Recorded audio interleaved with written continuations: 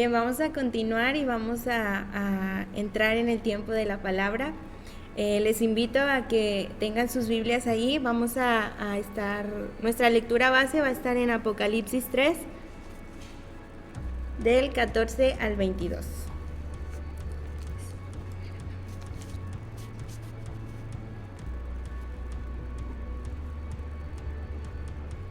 Bien, si me permiten, voy a darle lectura y dice la palabra de nuestro Dios, el mensaje a la Odisea.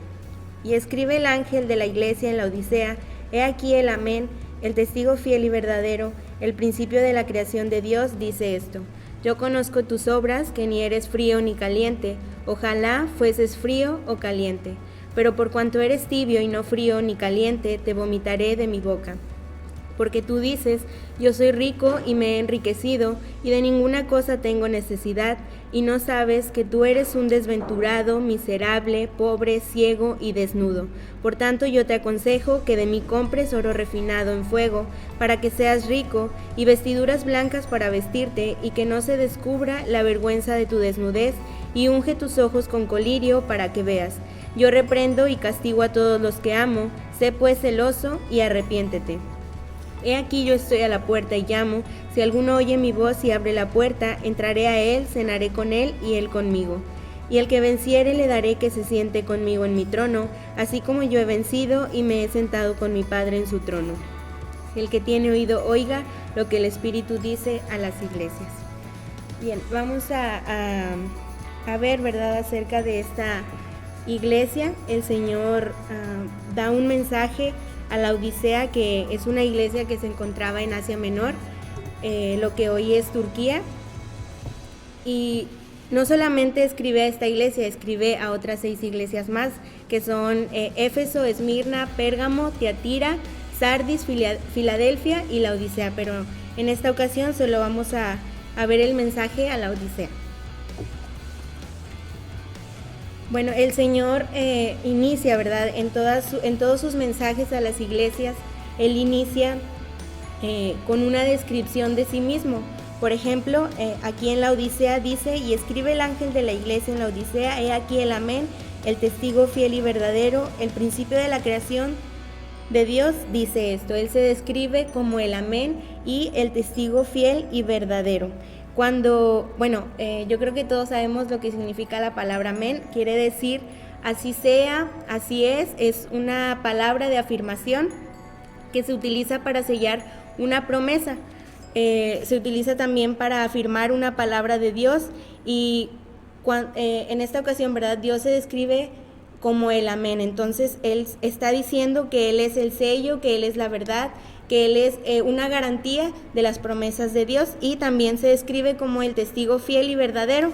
Y esto lo podemos ver en Mateo 22:16, que dice, Mateo 22:16 dice: y le enviaron los discípulos de ellos con los herodianos, diciendo: Maestro, sabemos que eres amante de la verdad y que enseñas con verdad el camino de Dios, y que no te cuidas de nadie, porque no miras la apariencia de los hombres. Vemos que aquí, cuando el Señor estuvo en la tierra, ¿verdad?, aún las mismas personas que contradecían de lo que hablaba el Señor, dice que eran testigos de que Él amaba la verdad, de que Él hablaba con la verdad, y aquí Él se está refiriendo como el testigo fiel y verdadero. Entonces, de esta manera el Señor se presenta a la iglesia de la Odisea. Y si buscamos, a partir de Apocalipsis 2, que vienen los demás mensajes, el Señor inicia así, con la descripción de sí mismo, luego continúa con un elogio a las iglesias acerca de lo que están haciendo bien. Sin embargo, esto lo hacen las 6 anteriores iglesias, pero tristemente cuando llega a la Odisea, el Señor no lanza un elogio a esta iglesia, ¿verdad? El Señor no encuentra nada bueno. La iglesia estaba haciendo las cosas mal, y va directo, ¿verdad?, hacia una crítica, a una advertencia, una llamada de atención a esta iglesia. En el versículo 15 le dice: yo conozco tus obras, que ni eres frío ni caliente, ojalá fueses frío o caliente. Y buscando en el diccionario los términos de frío y caliente, el significado del término caliente se refería a algo que produce y que tiene calor, pero en términos espirituales se refiere a una persona que es fervoroso, alguien que está animado, que muestra interés por las cosas de Dios, y el término espiritual de frío es alguien que está indiferente, desinteresado por las cosas de Dios, que no hay gracia en él, que está falto de afecto por Dios, una persona sin pasión, insensible espiritualmente. Y otra característica dice que se apaga, y no solamente él se apaga, ¿verdad?, sino que contagia a los demás, apaga a los demás. Estas son las características, ¿verdad?, de una persona fría y una caliente, pero en medio de estas dos está la tibieza espiritual. Y el Señor, ¿verdad?, en el versículo 16 dice: por cuanto eres tibio y no frío ni caliente, te vomitaré de mi boca. El Señor ahí le está haciendo, ¿verdad?, una advertencia a la iglesia. Le dice que no está siendo ni fría ni caliente, no está haciendo las cosas fervorosamente, pero tampoco está del todo desinteresada, sino que están en una tibieza espiritual, están como que sí soy cristiano, pero no.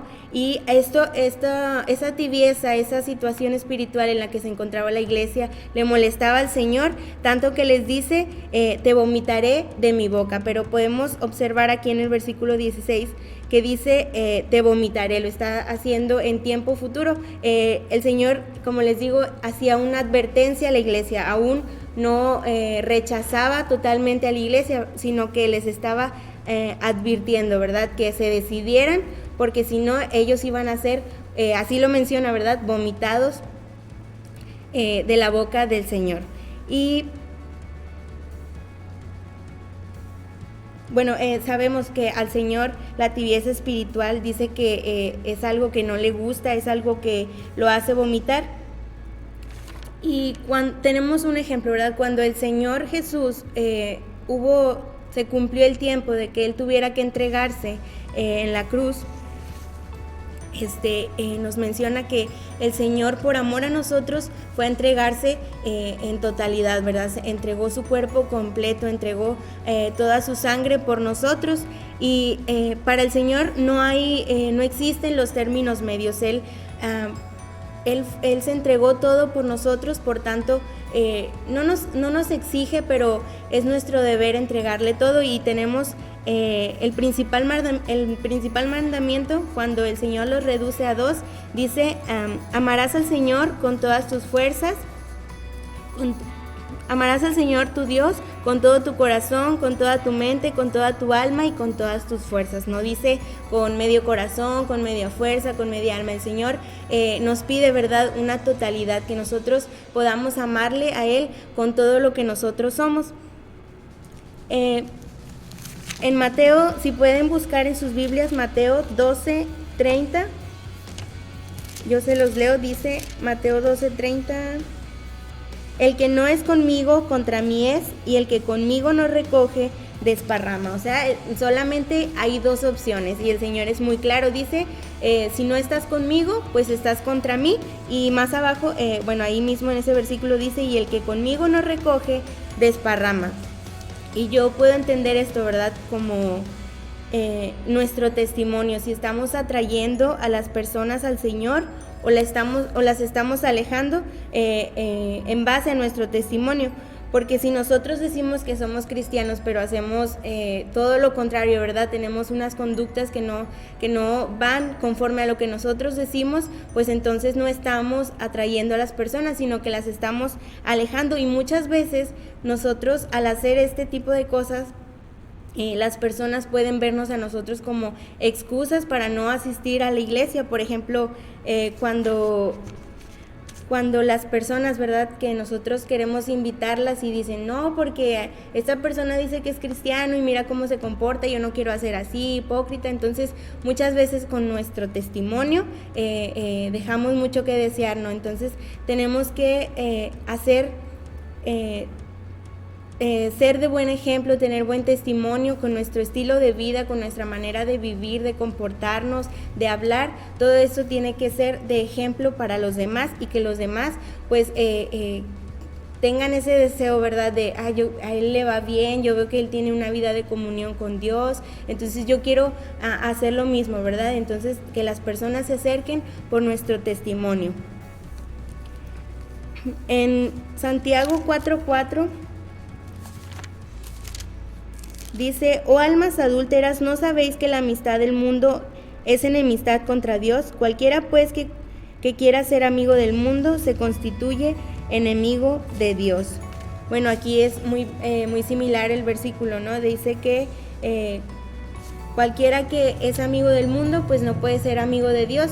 Y nosotros, ¿verdad? Como jóvenes cristianos sabemos que estamos en el mundo, pero no somos del mundo. Nuestra ciudadanía está en los cielos, por tanto nosotros debemos comportarnos a la altura. Entonces, dice, ¿verdad?, que si somos enemigos de Dios, somos amigos del mundo, pero esto de ser amigos del mundo se refiere a que adaptamos sus conductas, a que nos comportamos como las personas que no tienen una relación con Dios. Entonces, como les decía ahorita, ¿verdad? Solo hay dos opciones: o estamos con Dios o no lo estamos.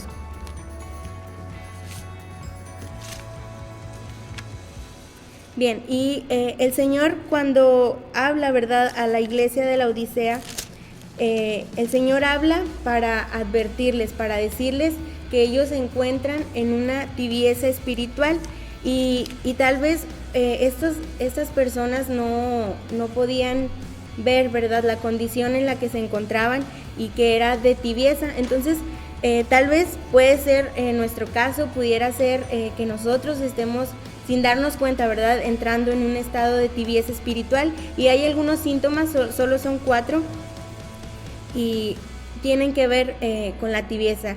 Entonces, en ese momento, ¿verdad?, si yo los menciono y tú te sientes identificado, pues entonces hay que hacer una revisión, ¿verdad? Hay que examinar nuestra vida espiritual, de cómo estamos haciéndolo. Y el primer síntoma es en cuestión de la oración. Una persona tibia o que está entrando en la tibieza espiritual es una persona que le da igual si ora o no ora, no tiene una relación con Dios a través de la oración, o tal vez nunca ora por temporada, solamente cuando siente la necesidad. Y algo que me llama la atención, ¿verdad?, aquí dice que esta persona puede llegar a vivir sin la oración. Una persona que está bien espiritualmente jamás puede estar sin la oración, porque es el medio por el cual nosotros podemos tener contacto directo con Dios. Entonces, el que es una persona espiritual deja de orar y se apaga, ¿verdad? Se siente desconectado, siente que le falta algo, y entonces las personas que son tibias o que están entrando en una tibieza espiritual ni siquiera se dan cuenta, ¿verdad?, que oran. Así que si nosotros, alguno de nosotros, ¿verdad?, nos está pasando esto de que oramos solamente 5 minutos, o si oramos antes de dormir y nos quedamos dormidos, o que solamente oramos por las comidas, y eso porque nuestros papás nos los piden, entonces estamos ahí, hay que examinarnos, porque un cristiano, una persona verdaderamente espiritual, no puede vivir sin la oración. Y si estamos en esta situación, podemos volver a orar. Esa es la manera en la que podemos pedirle a Dios otra vez ese deseo por la oración. A nosotros, ¿verdad?, como jóvenes, tal vez sea la edad o no sé, pero tal vez a muchos jóvenes incluso pudiera decirse, les aburre la oración o no les gustan los cultos de oración, ¿verdad?, porque se les hacen como que eternos, como que nunca van a acabar, y piden por las peticiones y agradecimientos, pero realmente la oración es algo que necesitamos en nuestra vida. Y el segundo síntoma es acerca de la palabra de Dios. Una persona tibia no se alimenta frecuentemente de la palabra de Dios. La palabra, ¿verdad?, misma dice que no solamente de pan vivirá el hombre, sino de toda palabra que sale de la boca de Dios. Entonces, la palabra, ¿verdad?, es como el alimento material. Si una persona deja de alimentarse por un día, 2 días, una semana, un mes, su cuerpo se debilita, pierde fuerzas, cambia, ¿verdad?, su semblante. Es igual con la palabra. Si un cristiano no lee la palabra, si de perdido un capítulo o no memoriza algo, pierde esa relación, se debilita espiritualmente y entonces se va perdiendo, ¿verdad?, esa comunión con Dios. Otro síntoma es que la persona tibia deja de congregarse. La palabra dice, ¿verdad?, también no dejando de congregarnos como algunos tienen por costumbres, Ahorita no podemos congregarnos, ¿verdad?, porque los templos no se nos permite, ¿verdad?, estar una gran cantidad de personas, pero cuando en nuestro tiempo pudimos hacerlo y no veníamos y preferíamos, no sé, quedarnos en nuestra casa sabiendo que en el templo iba a haber palabra de edificación para nuestras vidas, entonces estamos entrando en esta tibieza.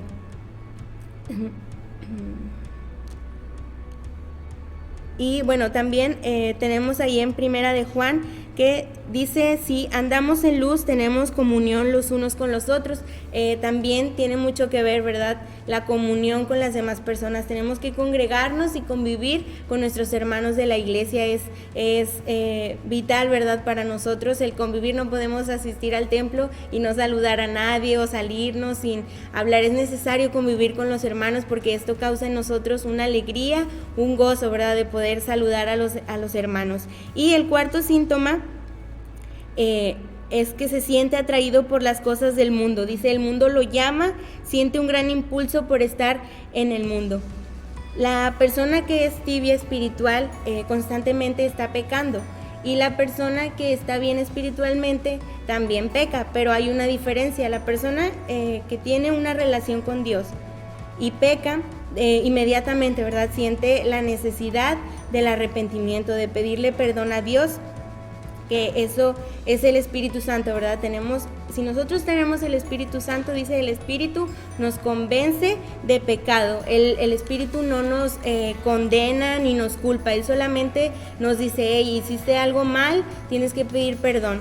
Pero la persona tibia, ¿verdad?, dice que peca y no siente nada, le parece algo normal, pero esto es muy peligroso. Si nosotros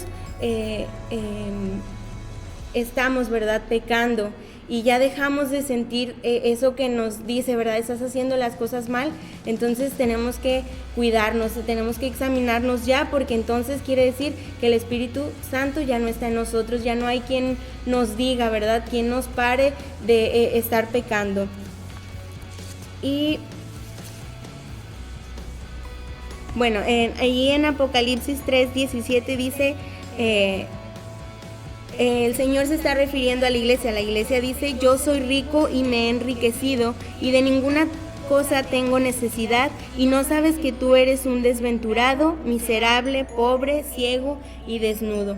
Entonces la iglesia de la Odisea, ¿verdad?, el lugar en el que estaba ubicado era un lugar en el que había mucha riqueza, era abundante la riqueza que había en ese lugar. Entonces podemos decir que los hermanos de esa iglesia, ¿verdad?, vivían bien, no tenían tal vez necesidad de cosas materiales, pero el Señor les estaba diciendo, ¿verdad?, son ricos ustedes en dinero, pero son pobres espirituales, y tal vez muchas veces nos pasa eso a nosotros, creemos que no tenemos necesidad, ¿verdad?, pero realmente las cosas materiales no pueden suplir a Dios, porque esa es nuestra más grande necesidad. Y dice la Odisea, tal vez a causa de esa situación, ¿verdad?, de que había mucho dinero en ese lugar, de que abundaban en riqueza, tal vez esta era la razón por la que esta iglesia se encontraba cegada, ¿verdad? Ellos decían que estaban bien, ¿verdad?, que eran ricos y con todo lo que estaban haciendo, pero no podían ver que no se daban cuenta de su condición espiritual, estaban en la tibieza, no estaban siendo ni fríos ni calientes. Ahí el Señor dice, mejor te es mejor ser frío o caliente, pero tibio no, porque eso es como estar jugando con Dios o con nuestra fe, ¿verdad? El decir, hoy sí soy cristiano, mañana no, el domingo sí porque voy a la iglesia, el sábado no porque tengo una fiesta. Entonces no podemos estar jugando, ¿verdad? El Señor nos pide que tomemos una decisión ya, porque al Señor le repugna la tibieza. Él no hay otra opción, no hay otra alternativa. El Señor es muy claro en esta palabra. Él dice, o estás conmigo o estás en contra mía. Y esta iglesia, ¿verdad? Esta era la situación, y por ahí leía, ¿verdad?, que ellos eran fabricantes del colirio, que era una medicina para los ojos. Y entonces el Señor les dice en el versículo 18, por tanto yo te aconsejo que de mí compres oro refinado, refiriéndose, ¿verdad?, cuando la iglesia dice que no tenían necesidad porque ellos eran ricos. Pero el Señor les dice, ¿verdad? Por tanto, yo te aconsejo, o sea, todavía de que la iglesia estaba en una situación, vemos, ¿verdad?, que el Señor no encuentra nada bueno en esta iglesia. En las demás encontró algo para elogiarlas, pero en esta iglesia no encuentra nada. Y todavía el Señor, en su amor y su misericordia, le dice a la iglesia, yo te aconsejo que de mí compres oro refinado en fuego para que seas rico. O sea, eran ricos en dinero, pero pobres espirituales. Y cómo esta iglesia, ¿verdad?, iba a comprarle al Señor. El Señor no les estaba pidiendo dinero. Sabemos que el Señor es dueño de todo. El Señor lo que quería era la humillación de esta iglesia, porque esta iglesia era una iglesia soberbia. Ahí los menciona, dice, desventurados, miserables, pobres, ciegos y desnudos. Esta iglesia era muy orgullosa, y el Señor quería una humillación sincera de parte de ellos. Y en el versículo 18 más adelante dice, y vestiduras blancas para vestirte, y que no se descubra la vergüenza de tu desnudez, y unge tus ojos con colirio para que veas. El Señor hablaba no del colirio que esta ciudad fabricaba, sino el colirio que viene del Señor, esa medicina, ¿verdad?, para quitar la ceguera. El Señor quería, ¿verdad?, que ellos se acercaran, que ellos darles, ¿verdad?, de ese colirio que solamente el Señor puede dar, para que ellos pudieran ver la situación espiritual en la que se encontraban, porque ellos no se daban cuenta de que estaban haciendo las cosas mal. Y bueno, dice en el 19, yo reprendo y castigo a todos los que amo, sé pues celoso y arrepiéntete. Una vez más el Señor los exhorta al arrepentimiento. ¿Por qué? Porque el Señor ahí decía, ¿verdad?, yo al que castigo es porque lo amo. El Señor amaba a esta iglesia, y es por eso que les advertía esto. Y bueno, en el versículo 20 hay algo muy curioso con este versículo. Normalmente yo creo que todos lo conocemos, lo usamos para evangelizar. A veces lo usamos, ¿verdad?, con las personas que no tienen conocimiento de Dios. Sin embargo, el Señor aquí lo está utilizando a la iglesia, le está hablando a su iglesia, a personas que habían servido al Señor, y les dice, aquí yo estoy a la puerta y llamo. Si alguno oye mi voz y abre la puerta, entraré a él y cenaré con él y él conmigo. El Señor, ¿verdad?, estaba hablándole a esta iglesia, les estaba diciendo, yo en algún momento estuve, pero tú me sacaste, pero aquí sigo, ¿verdad? Solamente déjame entrar. El Señor les estaba diciendo que lo dejaran entrar. El Señor, que tiene todas las llaves para abrir cualquier puerta, la puerta de nuestro corazón no la abre, porque Él quiere, ¿verdad?, que nosotros abramos esa puerta, que seamos nosotros los que le demos esa entrada. El Señor es un caballero, no nos forza a nada. Entonces esta era una llamada de atención para esta iglesia, y les dice, oye mi voz y abre la puerta, entraré a él y cenaré con él y él conmigo. Aquí a una cena, yo con él y él conmigo, a volver a tener, ¿verdad?, esa intimidad, que tal vez esa relación con Dios, esa comunión que en algún momento habían ellos tenido, pero la habían perdido. Y finalmente, ¿verdad?, dice, añade una promesa, al que venciere le daré que se siente conmigo en mi trono, así como yo he vencido y me he sentado con mi Padre en su trono. Vemos que a esta iglesia, ¿verdad?, le da a esta iglesia, a la que había exhortado fuertemente, a la que no había encontrado nada bueno en ella, a la que su situación espiritual, ¿verdad?, ellos estaban perdidos, le da una de las promesas, ¿verdad?, más valiosas. En las demás iglesias les decía, ¿verdad?, yo te daré poder sobre las naciones, te daré la estrella de la mañana, te daré que tú gobiernes, pero a esta iglesia en especial le dice, al que venciere le daré que se siente conmigo en mi trono. Y bueno, aquí podemos ver que este mensaje el Señor lo hace para la Odisea, pero sin embargo sigue vigente. Dice en el versículo 22, el que tiene oído, oiga lo que el Espíritu dice a las iglesias. El Señor, sabemos que el templo no es la iglesia somos nosotros, y aún está vigente este mensaje, es para cualquiera de nosotros que podamos encontrarnos en esta situación. Tal vez nosotros, ¿verdad?, asistimos a la iglesia, pero solamente lo hacemos, ¿verdad?, por la costumbre, pero esto es la tibieza. El Señor no le gusta nada esto, y si tú te examinas, ¿verdad?, y te das cuenta que estás fallando en la oración, o no sientes ese anhelo por leer la palabra, o estás dejando de congregarte, te da igual venir a la iglesia o faltar a un culto, o nada más vienes los domingos en la mañana, o ya te sientes muy atraído por las cosas del mundo, cualquiera de estos síntomas son síntomas de tibieza, y si alguno de nosotros los tenemos es porque el Señor nos está haciendo una invitación en esta tarde a que volvamos, ¿verdad? El Señor está interesado en nosotros, Él quiere que volvamos a tener esa intimidad con Él, y Él está, de verdad, a la puerta de nuestros corazones llamándonos para que lo dejemos entrar, pero como les dije ahorita, el Señor no forza las cosas, es solamente si tú quieres y puedes en esta tarde, ¿verdad?, examinarte, date cuenta, ¿verdad?, pregúntate si tienes alguno de estos síntomas, pues estás a tiempo, ¿verdad?, de corregir, de pedirle a Dios que te dé ese deseo por la oración, por su palabra, por convivir con los hermanos, por ir a la iglesia, sabemos, ¿verdad?, que ahora no podemos venir, pero cuando se puedan abrir los templos, ¿verdad?, tener ese anhelo de estar aquí, sea cual sea la condición por la que en las que tengamos que estar aquí, que nuestro corazón desee estar aquí en la presencia de Dios. Y bueno, esto es lo que yo preparé.